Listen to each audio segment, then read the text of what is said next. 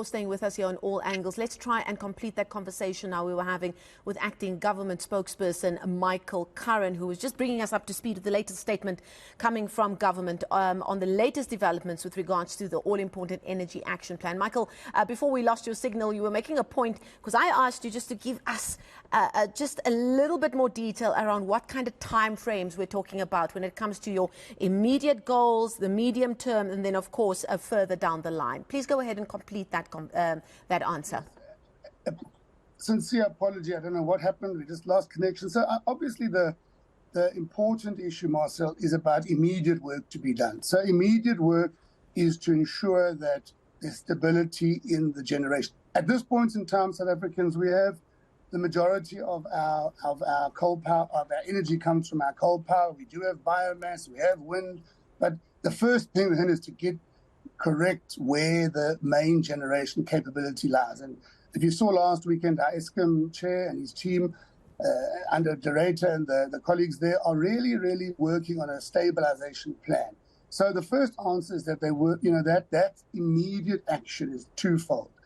It's firstly to ensure that we do the proper repair work in terms of immediate repairs. And that doesn't necessarily take too long always, but on occasion it takes long because some of these things are complicated instruments. So, it does take a bit of time. The second element is to ensure that very speedily we deal with things like, and I'm sure the viewers are aware, we've resolved the diesel provision. But remember, those open gas cycles, Marcel, they're not supposed to be run as power plants. They really are there, like, when you put on some relief measure in your house when the electricity goes off. They're not designed to run as permanent generators. So I think the immediate steps of getting more energy, about another 1,000 megawatts from our SADC pool, our neighboring countries, trying to buy up immediately things that are in the grid already from, suppliers that are already independent, lots of solar panels. So the immediate thing is to try and stabilize it. The only drawback in terms of us being able to give the public a much more predictable sense of that, remember, we are government. Eskom deals with daily operations. But what I've seen the Eskom colleagues say is it's very difficult to know because these instruments are old. They haven't been maintained for a long time, so they do tend to pack up at relatively short notice. But the other important thing for viewers, Marcel, to be aware of is a significant amount of energy generation capability that's on maintenance. Now, any person will know that if you don't maintain something for a long time, it goes into decline. And I must say, to answer that immediacy, there's where we're putting a lot of our efforts. We're putting our efforts on really looking into some of the substantive root causes why our existing generation capability isn't up to the standard we want.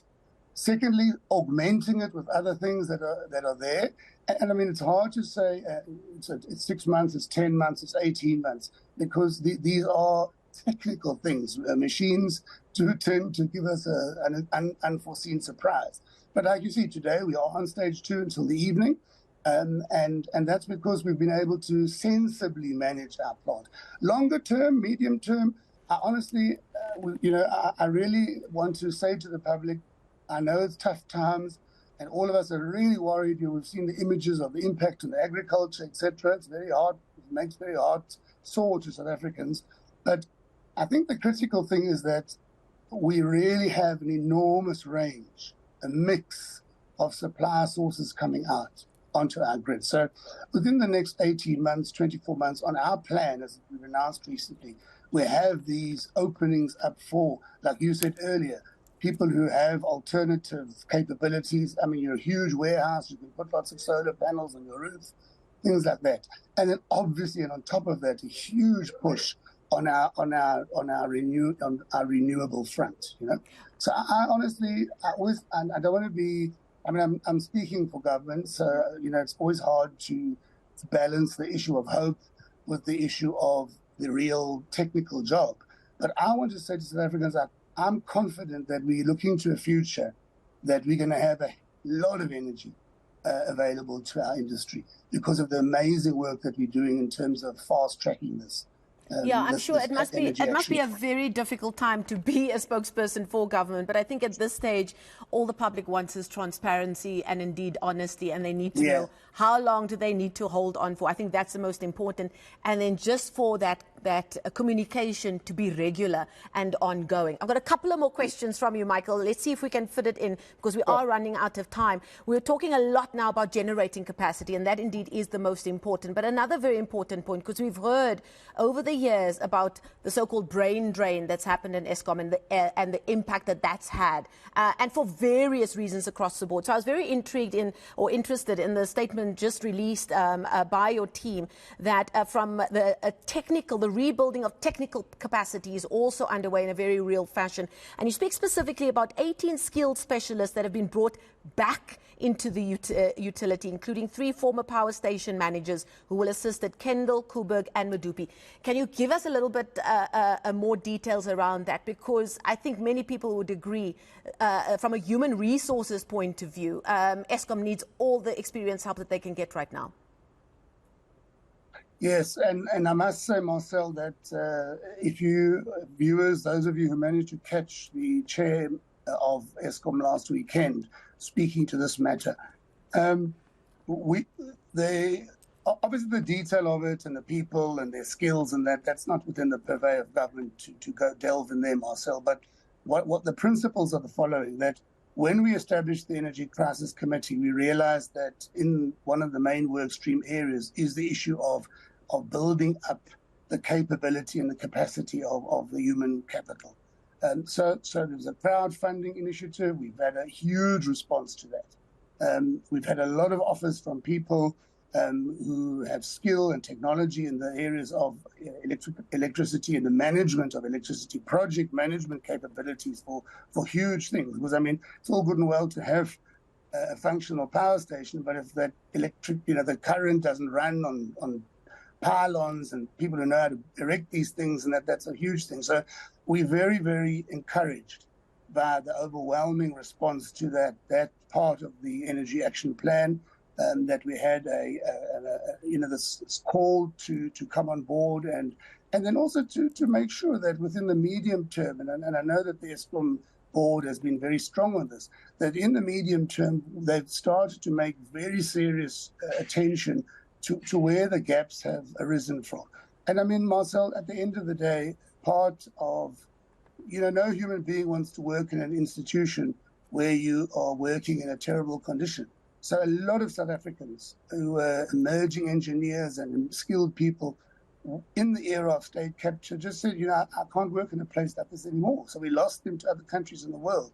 So my hope as well is that now that we have a very, very robust board, we're busy stabilizing the management of Eskom, that culture, that organizational culture that these critical places need will encourage people to come and say, hey, you know what, I think this is a place I can work in again. So it's very much top of the national plan, and it's very, very critical that that we realize that people are there to deploy and to make sure that they assist the colleagues who are there. And I'm realizing, I mean, I don't know if folks have seen, Medupi has really started pulling its weight. It's really started coming back, stabilizing. And I think that's part of that improved human resource plan, which incidentally, just for that confidence to the public, is part of the energy action plan in one of the work streams, with a very dedicated attention to that. We mentioned a little bit earlier about those arrests that were made in relation to sabotage at Eskom. That should really be very worrying, because it means that those repeated calls from the outgoing CEO really did hit close to home, because many people are saying, is this just an excuse that Eskom is coming up with because they can't keep up with the demands for power, and the list of accusations just went on and on. But now we've seen actual arrests of people in connection with it. How big is this problem, and are you, in terms of what you've been briefed on, expecting further arrests, and how much deeper do you believe that kind of corruption goes at Eskom? How much more needs to be unearthed? Well, Marcel, I must say to you that this is really a good step I want to also remind colleagues or folks out there that when we put the action plan in place, it might not have been sung about on the highest hill, but there's a very solid work stream focusing on this matter. And the reason I say that is because not all security operations can be put out in the public domain immediately. So, we've got, if you're stealing here, Marcel, today, and your friend is in the chain, they see you're arrested, and then people realize, hey, Marcel's arrested, so now it means I'm in trouble. So the first thing I want to share is that we have been at this for the 6 months underway. We are very, very clear that there is a serious problem of this. This problem exists with staff in the organization, and it exists with staff and providers of services, with organized institutions of business outside the power value chain, whether that's from the coal mine or right to the fitting of a transformer in a municipal distribution point. And honestly, the factor cannot be underplayed. But what I do want to say to the viewers, Marcel, is that there's a very strong multidisciplinary team within JCPS around this work. It covers all the value chain of investigation, of proper arresting, making sure people are put before the law and the law courts, and we really are seeing some major progress around those areas. There've been significant operations that have interrupted some of the activities in communities. But again, there are two things. Communities, we need communities to be in the spirit of community policing forum. If you live in the vicinity of a coal mine or a power station, you should report what's going on there through even the anonymous lines of the police. Because if you don't do that, then you're allowing criminals to just get going. And then the second point is that those folks who think that crime pays and has paid in the era of state capture, those days are over. The Justice Crime Prevention Security team are onto this. And we are also, Marcel, to take your other point on board, we're very much aware that we can improve and should improve our regular updates to keep you informed. And one of the conversations that I'm having with colleagues there is that the leadership of JCPS does give us some regular updates. But from our side as the government communications, we will definitely be more regular. We will standardize our communication with yourselves and the public on a much more regular basis. So I do feel confident, and it's very sad. It's sad that people have to do things criminally that impact the lives of millions of South Africans for their own gain. It's just wrong. It's ethically wrong. And let's close off on that with one final question, Michael. I mean, you're speaking about how you understand that people are frustrated. I'm supposed to be speaking to the Franchise Association of South Africa a little later on, because they are quite wary or concerned that this might all spill over into the streets. Not because people don't have power, but because of the repercussions of businesses being without power and people losing jobs or not being able to get as many shifts as they used to, and not being able to put food on the table. We've got unions calling on government to intervene and assist in minimizing this employment bloodbath. And that's on top of the low job creation that we had here even before we really found ourselves in the midst of this really serious power crisis. What is government doing? Is there engagement happening with business and unions? Is there any kind of relief that will eventually be offered if we don't see an upturn or turning around of this energy crisis very soon? What kind of conversation is being held in that regard? Marcel, I think there's a one word there. It's called leadership. When the president didn't go to WEF, there was a lot of commentary around that. And what that stands for, South Africans and Marcel, is that it stands for when there's a crisis, you lead. And I think, firstly, there's a very, very strong sense of dealing with the crisis at hand and its impact. Secondly, as you may be aware, and viewers who may not have picked it up over the last 10 days or so, the president has gone extensively in interacting with business, with labor, with the faith leadership, in trying to not only give them a sense of where we are on the action plan and some of those measures, but also to take on board, ideas about what they think we can do to do better. So I think that the answer, Marcel, lies in the fact that there's a really significantly scaled up leadership to understand that the impact. I mean, remember, the biggest thing we're trying to do is rebuild our economy so that we can have jobs. Now, this doesn't help at all. So I think we put the right emergency at the front of the queue. The president is leading from the front. Ministers of cabinet, Minister Didiza met, for example, with the agricultural sector, where we've heard a lot of challenges. And we really do feel confident that out of that will come solutions. But that being said, and I really do make this appeal, as hard as it is, South Africans have faced many challenges over the decades of being a South Africa. And the only way we do work better is to solve things together. Marcel, I think I really appeal to people out there who are feeling despondent. Look for the channels of engagement. We don't need to destroy infrastructure or public infrastructure or take the law in our hands to vent our anger. We assure the public that we know and we are aware of the problem.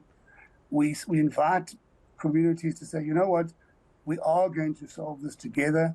And any stakeholder, as you mentioned, from those constituencies are really invited to be part of that program of restoration. But I really ask that let's be calm, let's try our best to solve this problem together, as we did with COVID.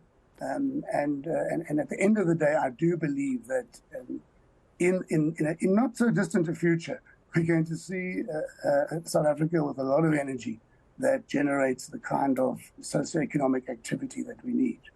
Okay, we're going to leave it there. Thank you so much. Acting Government Spokesperson Michael Curran in conversation with us. He is virtually for us there in Pretoria.